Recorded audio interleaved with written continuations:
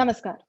पिछले दिनों हम लगातार सोशल मीडिया पर पढ़ रहे थे कि कोविड पेशेंट को प्लाज्मा की जरूरत है, जिसे भी पिछले कुछ समय में कोविड हुआ है और वो रिकवर कर चुका है, तो वो प्लाज्मा डोनेट कर सकता है। इसके लिए मरीज का नाम, नंबर, अस्पताल का नाम, पता, सारी डिटेल्स जो हैं, वो सोशल मीडिया पर शेयर की जा रही थी, व्हाट्सएप फॉरवर्ड किए जा रहे थे। लेकिन अब ऐसा नहीं है, क्योंकि हाल ही में विशेषज्ञों ने प्लाज्मा थेरेपी को कोविड के इलाज के लिए इतना फायदेमंद नहीं पाया है। कहा जा रहा है कि प्लाज्मा थेरेपी से कोविड पेशेंट्स को कुछ खास मदद नहीं मिल रही थी। ऐसा क्यों? और अगर ऐसा है, तो पहले प्लाज्मा थेरेपी को कोविड पेशेंट्स के इलाज के लिए अप्रूवल क्यों दिया गया?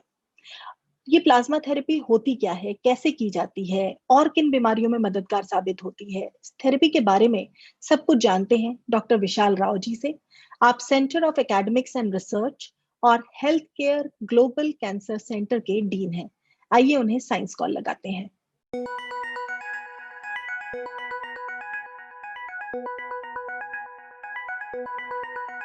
नमस्कार डॉक्टर राव, बहुत-बहुत स्वागत है आपका।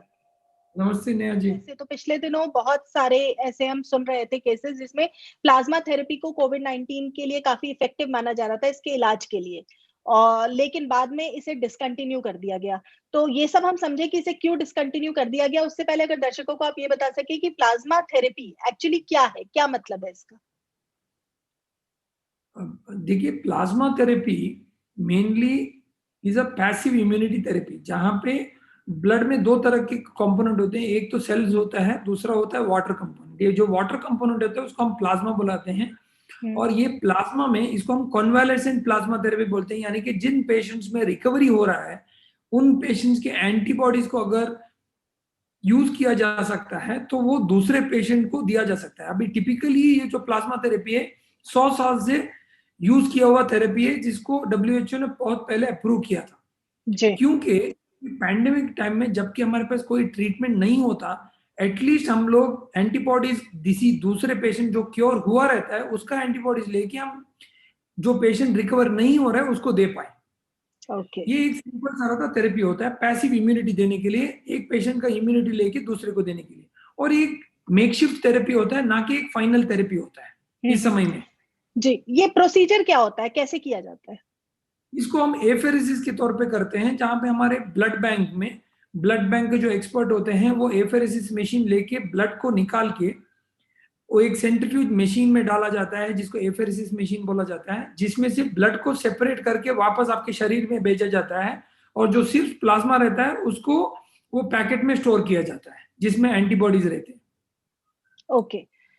प्लाज्मा थेरेपी को लेकर ये भी कहा जा रहा था कि इसकी वजह से बहुत ज्यादा वायरस म्यूटेशंस हुए हैं and it led to acceleration of कोविड-19 cases in India. How do you say this? क्या ये पॉसिबल है?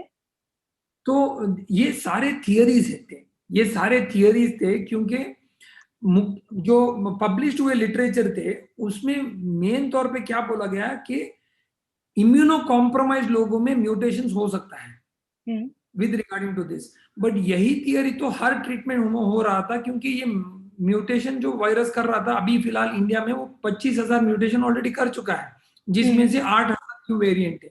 बट मुख्य तौर पे मेयो क्लिनिक और यूएसएफडीए ने क्या चीज किया था, उन्होंने जो संशोधन किया था, वो संशोधन जो मेटा एनालिसिस उन्होंने किया था, उन्होंने उसमें बताया था कि 35% रिस्क रिडक्शन था डेथ का प्लाज्मा यूज करने में। और यूएसए में आज भी प्लाज्मा को यूज किया जा रहा है। बट जो ट्रायल हुए जिनके बारे में बहुत सारी चर्चा हो कि जिनमें यूज नहीं था, मैं उन 3 ट्रायल के बारे में बात करना चाहूंगा। एक था वो प्लाज्मा एआर ट्रायल जो अर्जेंटीना में हुआ, जो न्यू इंग्लैंड जर्नल में पब्लिश हुआ। दूसरा था प्लाज्मा प्लासिड ट्रायल जो आईसीएमआर ने किया, और तीसरा ट्रायल था रिकवरी ट्रायल जो यूके में हुआ। ये 3 ट्रायल थे। जो पहला अर्जेंटीना वाला ट्रायल था जिसमें 200 पेशेंट था, उसमें उन्होंने प्लाज्मा 7 दिन के बाद दिया।